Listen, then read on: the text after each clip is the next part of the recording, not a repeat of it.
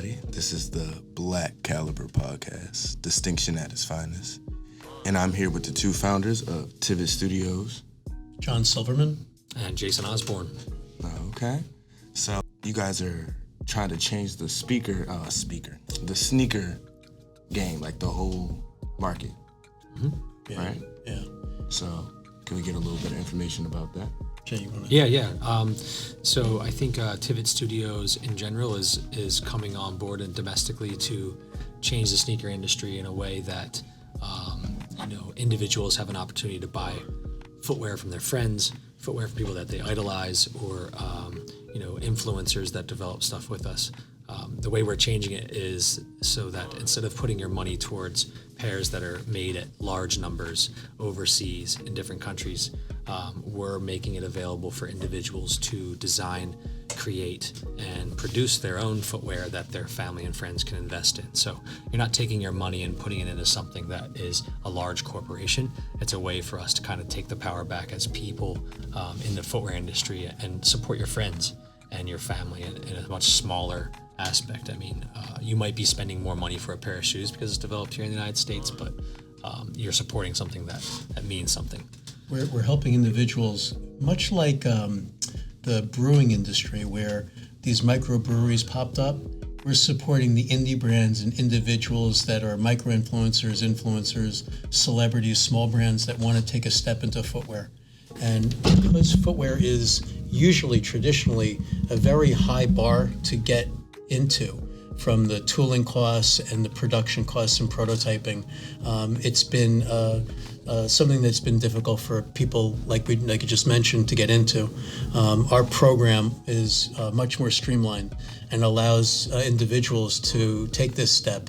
And it's been a lot of fun in the early phases of figuring out how to do that. A lot of really interesting industry connections and people that you learn over a bunch of time that we bring to the table now to help this and smaller people work in here.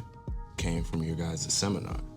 I did, and they were talking about how they're trying to build a community of people to y'all trying to build inspire. A community to inspire. Yeah, I mean, so what we'll also bring is we're bringing our network to the table. So we have somebody that can help out with apparel. We have somebody that can help out with graphics. So at any level that you're entering this world, you could have, a napkin sketch of something that you'd like to develop, all the way to a full brand already selling things and have, purchase orders happening already.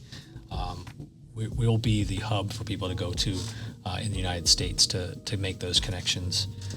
To develop anything that you want. I mean, that's what we want to try and open our doors to, is to anyone that has an entrepreneurial spirit that doesn't have the connections that they necessarily think they need in order to enter the footwear world or enter the fashion world.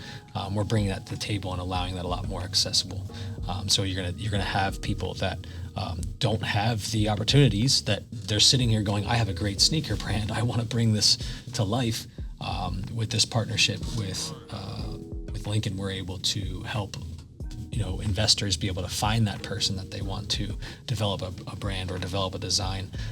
If we were to make that link and partner and move forward, we could have an investor that's outside of here would have known that they could invest into this artist. They see the shoe and they're like, I want to invest into this person and bring this together. So it's giving students here at the school an opportunity to get funding, to back their brand, to funding their design, and then we source it, and then we provide what we do to create the sales and the attention that they wanted for their brand.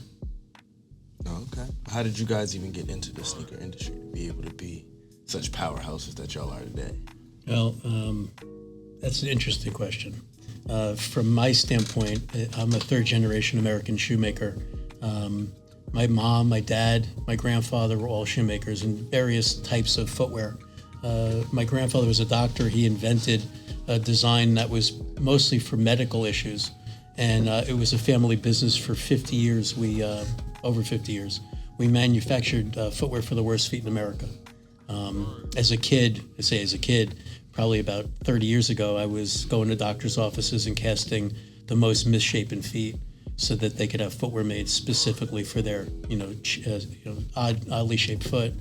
And that led to a whole bunch of different events that brought me to working in custom sneaker, in the custom sneaker world. and it's been a lot of fun. And now it's going to hopefully continue with you guys. Okay. My past and history was a little bit more of an art-based background, maybe a little more relatable because I didn't have the family connection to footwear as much. I started off just, as a normal kid into art, drawing. I did really good realism drawings. I was into that whole art side of things, but I kept that as a hobby. But getting in the sneaker world was pretty fun. I was approached at 19, 20 years old by somebody that had a pair of Jordan 3s. And the only reason why I took on the job, to be honest, is because I had a hand-me-down pair of Jordan 3s when I was younger that I thought was so awesome. My mom used to clean houses at somebody's house, and she came back with these Jordan 3s that she thought would fit me, and they were all like beat up, and I'm like, oh hell yeah, I finally have a pair of Jordans, but when I was 19, this guy brought a pair of shoes to me. It was like, these things are beat up, can you paint these for me? And I started getting into sneaker restoration was my start. And starting with sneaker restoration, I ended up throughout my life getting involved with brands in and out. Like, you meet a guy that's the creative director for something that you look up to, a shoe brand, and then they're having you restore a pair of their old Jordans for them or something. And, down the line, I just met enough people in the industry. I worked with high heels. I was painting on high heels and doing that thing to start. And it just kind of naturally, organically grew into what it was. And, I had my hands on old shoes, new shoes, working with all different types. And then I landed a position at Chanel as a restoration color matcher. And I started to really see that the industry is open for things like this. Like, people are going to need to restore their $10,000 10-year-old handbag at some point, and there's a market there. So I started taking the techniques I was learning under Chanel and applying them to footwear, and that was huge because I was working with industry cleanings, industry level products, and I was bringing them to the footwear world. So I found myself like doing 15, 20 pairs of shoes for somebody at a time, and the business just started flowing in. And then what was cool about it is being as in touch as I was able to see work that my now business partner was doing 10 years ago, and was inspired to start building things and start going that next level. So that's what kind of fueled my, I guess it was my inspiration really, was to see the artwork that was out there, what was competitive, and then that drove me to continue in the business to where, I'm building footwear for people all the time now. It's a fun thing. But it started off very, very humble. It was a very natural hobby type direction. I was interested in art, and I came into sneakers. Sneakers were awesome, so I kept on following it. I think the point here is to not give up in anything that you're doing. If you find a passion and you find something that has a calling for you, you stick to it no matter what. The big statement that we always have said between each other is whenever you think in the back of your head there's any doubt or any negative thoughts, you just ask yourself, what are you going to do? Quit? Really? That's what it comes down to. You come to that point where it's just what are you really going to do? You're going to quit seriously? After all this time. So the perseverance on something is definitely something I would recommend to somebody. Just stick to it. If you find a love in it, just keep going. Your stories, he was telling stories the whole seminar. Mm-hmm. But just let people know the type of authority you guys really are on shoes. What you guys actually have done, people you work with. I wish we brought those Jordans, honestly. There's so many stories, and it's been such a cool journey. And maybe what we could do is we could just pick a couple of them to just give examples. The one that comes to mind for me about how perseverance and hustle and do whatever it takes to get the job done. We had a project with a big company, and it was for an event, and we had the footwear set up to be ready about a week or so ahead of the event so that they could do photography and content. Well, it was 30 pairs of shoes. 20 pairs of the shoes came out great. 10 of them had a problem. And it was so close to the event that there was no way to get the shoes done. The only way to do it was to have them manufactured in Korea and then brought in by hand, because if it had gone through customs, it would have gotten caught in customs and it would have affected us getting it there on time. So we flew to Korea to pick up the shoes and brought them back. And when we brought them back, when we went to Newark Airport to get the stuff off the conveyor belt, the bag, this was one of those big Airbus planes. that probably had 500 people on it. Boeing 17. And everybody, it's a two double-decker. And we're waiting. There's 500 people waiting for their luggage. And now there's 200 people. Now there's 50 people. Now there's 5 people.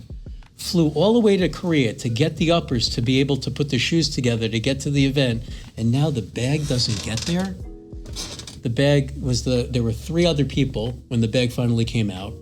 Now we got in the car, drove to Philly. We had everybody waiting like triage to take the uppers that were done, bless you, and put on the sole while we, take a little nap and get something to eat. And then right when they were done, drove back into Manhattan in the rain and delivered the shoes on time. The shoes were such a prominent part of this that there were 1,000 people waiting in the rain because they had the possibility of winning a pair. It was a raffle. What were the shoes? Well, I could show you that next time. See, he trying to keep his secrets. I'll name drop all you want. My most favorite project was to work for Kanye. I was part of the development of the insulated boot, and when I came on board and was used to Pantone match his outsoles, I thought it was like the coolest shit ever. Being able to take what I was good at from Chanel, color matching and seeing the depth of things. Color matching may sound super simple, but color matching is very, very difficult.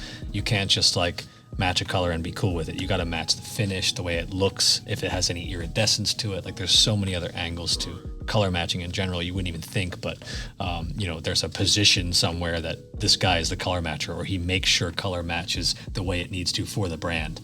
I've actually met people like in UPS. If UPS prints something in article, they got to make sure that brown and that yellow matches their color. Yeah. Like that's his job. So in all mediums, he has to make sure that those colors are what they are. But being from there, I was given the task by the company we were working for to Pantone match all his outsoles and create samples so that the insulated boot could come together. And what a cool little ride it was to work with Adidas team and be on the phone, zoom in back and forth to figure out, what the structure is going to be on this thing. And then to finally have it made and produced and in hand was a pretty cool experience. I liked being a part of that project. There's so many other ones, like he was saying, that, we could sit here and just blabble off. One of them was the Air Max 90s for the Super Bowl in Miami. You could, feel free to look those up. Those ended up being cool, like green satin with orange plastic pieces. But, all these projects we were licensed and shook hands for to be a part of. So, it's definitely cool to be in this position and have the individualism to be able to go between different brands and see different things. It's very, I don't know what to describe. It's very satisfying to know that you're not stuck with one thing.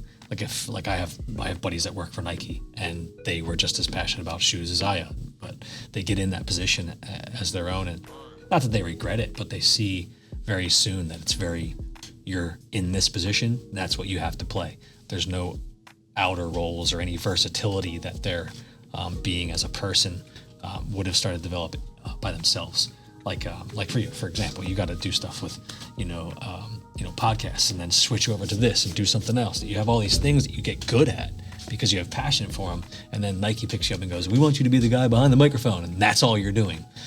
What's cool about, being an entrepreneur and picking the pathway that you go in, it brings you involved in this network, and you start to meet the people that you like, and then you can choose to be in certain areas that you want, that you're strong in or you want to be in. Mine ends up being, my strength is development, and I like putting shoes together. That's more my strength, so I tend to stick in that world. Yeah, I think the journey feels like a roller coaster ride, and the twists and turns, and sometimes they're extreme, sometimes they're a lot of fun, sometimes they make you nauseous, and all of, It's a great I've been nauseous for you before. It really feels like that. Is this going to work? Which is, when you think about the story, because we could fill up so much time doing it. Another one popped in my head for me, which was extremely rewarding, was I think probably most people know Clive Davis. Clive Davis, a music mogul. He would come to the store, and he had feet that required foot orthotics. And in casting him and doing the work, we kind of were early on doing the reconstruction stuff. So he was having a pair of custom shoes made, but didn't like the soling. but he was wearing Prada shoes that had special soles that he liked. So that was one of those first aha moments of, if we take the sole off an existing Prada and we modify his last that still has the shape to support his foot for the orthopedic issues, he can then wear this sole on the custom shoe. And so we built an upper that was a discontinued design from Prada. It was a Chelsea boot that had a special elastic that allowed him to put it on more easily. These are like the fine details as you customize stuff that we were working, particularly in the footwear industry, or in the footwear vein. And so anyway, we made a pair of the orthotics and built the shoe, and he's like, I'm so happy with these. I'm excited to go to the event that I'm going to wear them. Well, the event that he was going to wear them was to receive a Lifetime Achievement Award in the music industry. It was a big event. And I didn't see him for a few weeks. And then he came back to the store and he said, I went to that event, and the whole time walking across the stage to accept the award, I thought of you and how comfortable my shoes were. And it was one of those things where, wow, this is like an iconic person in the industry, thanking you for doing what you do. And it was really, really special. But those are the experiences that take you from one point in the journey, and when you're having a down day, it pushes you through. It's the thing before with the podcast, we were talking about perseverance. You're going to have those days where mama said it's going to be like that, and it's these kind of, poignant moments that push you through, makes you keep going. On the seminar, you were talking about how you had seen a lot of his work before, how that led you to eventually you ended up in the room with him, and now you're partners. Yeah. Right. So you want to talk about that journey for you? Yeah. Kind of surreal. No, it's been. They say never meet your heroes. No, it was nuts. it is but- nuts. I mean, no, that's what's cool about it is like not selling out to a brand and continuing to be an entrepreneur and push this thing has really allowed to choose what network you're a part of. And being in it myself, I ended up taking training courses all over, and being involved with certain people, I started to realize that you need to build a team in order to achieve the dreams that you're having, the dreams you have when you wake up and you're like, wouldn't it be cool if there was like a sneaker amusement park? Like, that would be neat. Why don't we go that direction? How are we going to get there? Like, it's, you have all these thoughts of huge, cool goals, and you're like, damn, I gotta build a team to do this. I can't do all this on my own. Like, that's not going to be a by myself thing. So, after returning from learning that, I was hell bent on finding a team that I would relate with. So, like at first you call your homies and you realize your homies are bullshitting you this whole time and they don't want to actually do the work to do things. And then, you go through that whole battle of like trying to figure out where your circle is going to be. Surround yourself with millionaires so you can become a millionaire too. Surround yourself with really good foot people and you'll become a really good foot person too. You're repeating these things in your head over and over and over again. And it led me to meet this dude I only knew of as Richie Range at the time. And after meeting him, I realized that the world was a lot smaller in the footwear world than it actually really was, because you feel like you're in this big sea of people. Everybody loves sneakers. Like, you're one in a million people that are all trying to do the same thing. How am I going to get my angle, or how am I going to be able to play this in a way? I trusted my hands and what I could produce, but other than being confident in that, I wasn't sure how this was going to work out. So after meeting Rich and shaking his hand and realizing he had been behind a brand, Relevant Customs, that John was a part of here, and making those, you founded it, finding out that they were behind a brand called Zangari, or behind a lot of the customs that I knew of, that I've seen over the years, was mind-blowing to start. Because I shook this dude's hand not knowing who he was, and then was like, wait a second, you're the dude that did the Brooklyn Zoos? For real? Like, whoa, hold on a second. Like, wait, what have you been a part of? And it just became this, this consistent thing that I don't think we're done yet, but we're still finding out things that linked us prior to us even meeting. And that's what I tried to say as one of the most important things in the seminar, is to build your network. And you're not going to build your network being a dickhead. You're going to have to, network and work with people, and you're not going to realize why you're even meeting them now 10 years later, you may end up on a project with them. You have no clue where this is going to loop back around. But when those loops happen, it's almost like verifying that you're meant to do this. Like you're in this position and you're being used as a tool in this whole big world that's moving. And then when you realize that and you're like, wow, I'm actually surrounding myself with people that are better at things, and you start seeing that happen, it starts rubbing off on you, and then you're like, okay, this is what everybody means when they say surround yourself with people you want to be like. And that's what I bent myself on being a part of. I even forced myself to be very uncomfortably treated at a place so that I could continue to be around these guys. And now we're on a journey of where, we control the decisions being made. We're not being governed by a guy with a bunch of money. We're not being controlled by different entities outside of us. We're able to choose our own pathway because we stuck that out and we stuck to our network of people. That was probably the most important thing that I learned coming back. And, having to build a team is that you need a network of people, and you can rely on that network for years. Like, I'm reaching back to people I knew 15 years ago and talking to them, and they're like, yeah, I'm still in the footwear business. Wow, this is crazy. Yeah, we've gone that far. And they, we have this huge relatable connection, whether it's on phone or bumping into them. It's so cool to, every person you meet, you impress upon them a certain vibe, and they'll remember that and then reciprocate that later by either giving you a hookup or giving you a family friend to do something with. It's such an awesome thing that I can't pound this down your head enough, is to build a great network. And that's what I've learned, coming back from learning all the different things I have in the footwear market, and that's what's kept me in this field, wanting to pursue it. Before I go into my next question, right, can we talk about the shoes y'all have on now? Yeah. Right, because I already loved his shoes, right? The ostriches. Yeah, the ostrich and his the Timbs are crazy. So. This was when we first started doing reconstructions. The thought was, what footwear do we use? What model, what brand is the appropriate thing to put this amount of work in? Because Ridiculous. The original designing, we sculpted a last. It was reverse engineering footwear. So we had to sculpt the last to fit the shoe that was already made, because we don't have Nike's last.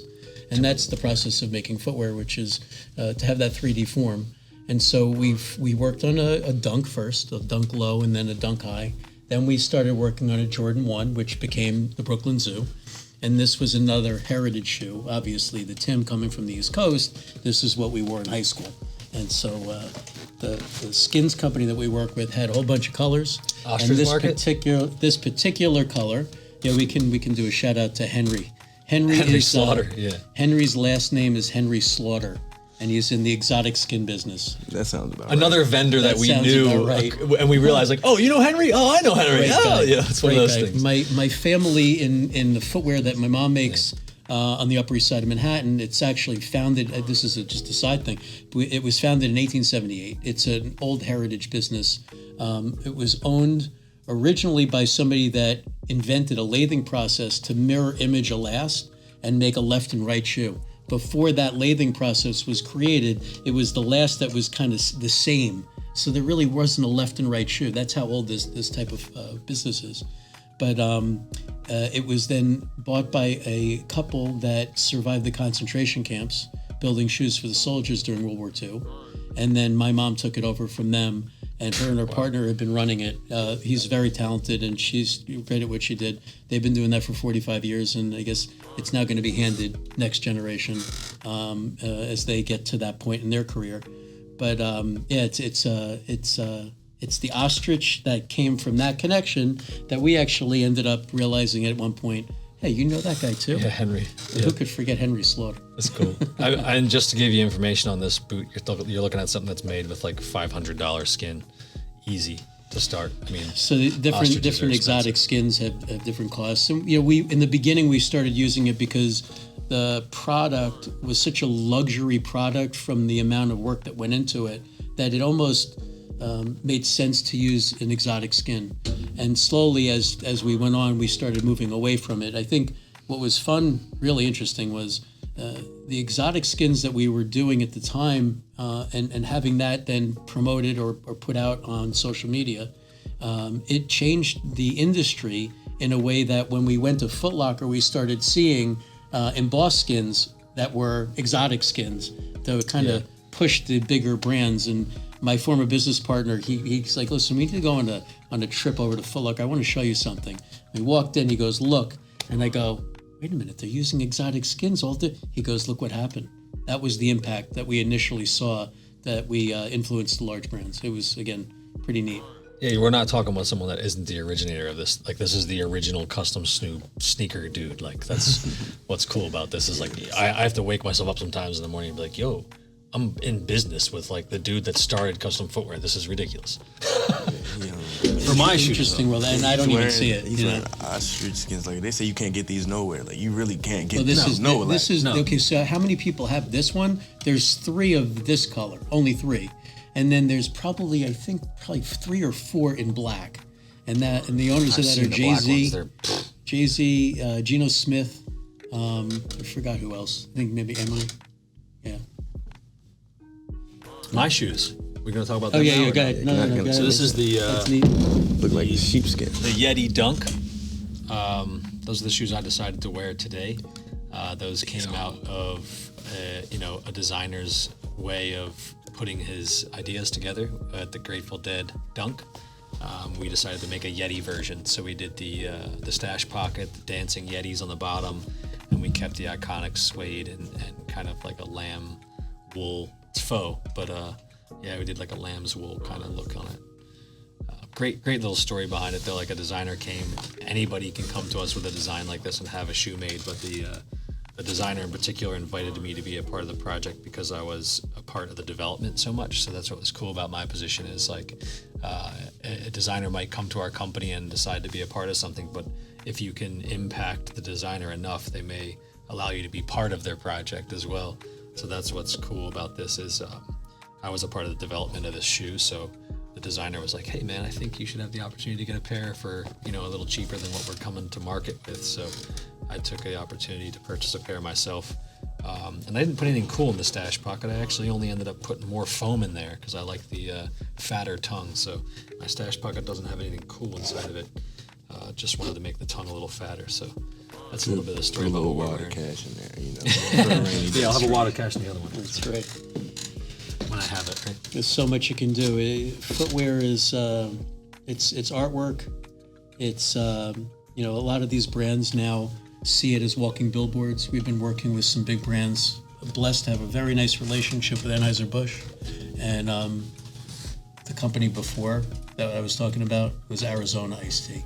Yeah, good. That was the name drop that you were trying to get out of them. Good crew, great people, great brands, and they're using it as marketing tools, and also, and Jason mentioned this earlier, as gifting for distributors that are doing well, or friends and family. A lot of people that are in the marketing arena like having that as a memento for working there. So this is a very far-reaching art, and as we go into these discussions with the entrepreneurs in Lincubator, and you have different reasons to go into footwear. Some of them are from a design sense to build a brand. Others want to go into sales and marketing. Others want to be involved in the hands-on production. Others want to be part of the graphic design. So the things that you're studying in school fit very nicely as we go into this factory project and then start scaling it. So the bigger picture here is to start employing many people and creating an American factory that houses and provides for a lot of families in the area. Yeah, the things I'm excited about coming out of this are the fact that we can take people that have a passion for something and totally open that up for them. Allow them to see what capabilities there are in footwear and find their niche, and then just, let themselves go at that point. I feel like the pressure from being a college student and choosing what you want to do in life is very heavy.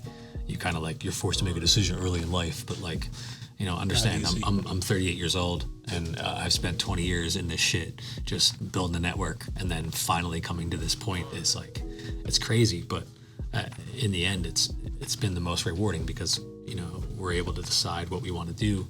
In the end, we can send this wherever we want to, and if our end goal is to change the market here domestically and do really cool stuff, there's nothing stopping us at this point. We just gotta do the work and make it happen. It's so exciting. So exciting. Yeah, you're doing what you love. Yeah, it's awesome. And you're doing it with people that you like. Yeah. Except for the Yeah, you're not forced to walk into your job and sit next to Larry, the loser, every day. Like, I don't know what I'm gonna do with my life. This sucks. You know, you actually can walk in with other positive people that are pushing towards the same thing. It's awesome. You have experiences along the way, you know, like we were talking about, where you go into a position and you start learning and you realize, man, this might not work for me, you know, or you're doing something and you're going in that one direction and it's good to focus on something, but then something else comes along and it attracts your attention, you know, where do you go? You know, usually time will tell, but there will be a lot of what goes on in this footwear project that will be enticing in some form to anybody. This is the stuff that we wish we had our hands on when we were coming up, to be honest. Well, If there was someone that could grab our hands, has been perfect. if there was someone that could grab our hands, talk about it, and show us what's up with it, that'd be awesome. I mean, we would have not had to go through the rough road, but that's the whole point behind this whole thing, is we realize how difficult this is. You guys will realize it very quickly if you're like, I want to make a shoe. And then that's it. Where are you going to go from there? There's no other answer. You know, you're going to find yourself in China, flying over to China to work with people you can't communicate with, to build a sample of something you have no idea how to build.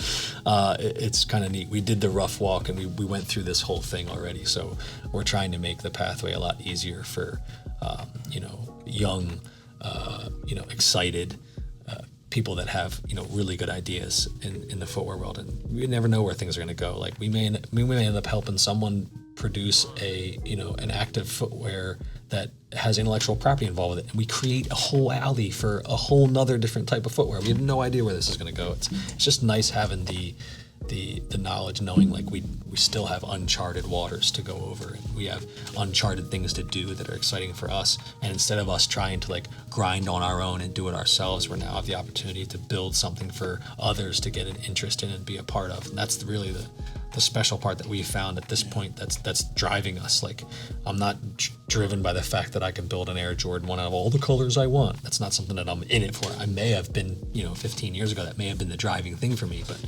in the end, it's really cool to be able to offer something for somebody that I wish I had coming through this whole thing, and grab someone by the hand and make their dreams come true. Like, seriously, if anybody came to me and was like, hey, I have all the things for you to do to make your own brand and make your own shoe, I'd have taken advantage of that, immediately. Yeah. It is nice to be a part of what it is that we're offering, though. It's going to be a really cool process and road. Okay. And actually, here's a question I don't know. Do you guys have degrees? I went to Emory University undergrad, and I graduated with a BBA in marketing. And then I went to Columbia Medical Program for 2 years post.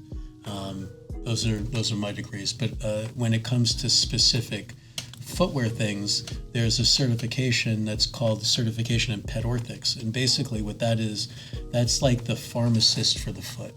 So a podiatrist or an orthopedic surgeon writes a prescription, and then they come to a store that specializes in custom or orthopedic footwear, and we fulfill that. We fill that prescription. So that's what the family business was for years. My grandfather was a podiatrist, and that's podiatric school. It's a doctor, but it's doctor podiatry, and my dad was as well. But I went into more of the manufacturing aspect of that therapeutic modification. And so that's really, it's a very interesting take on the foot as it relates to footwear.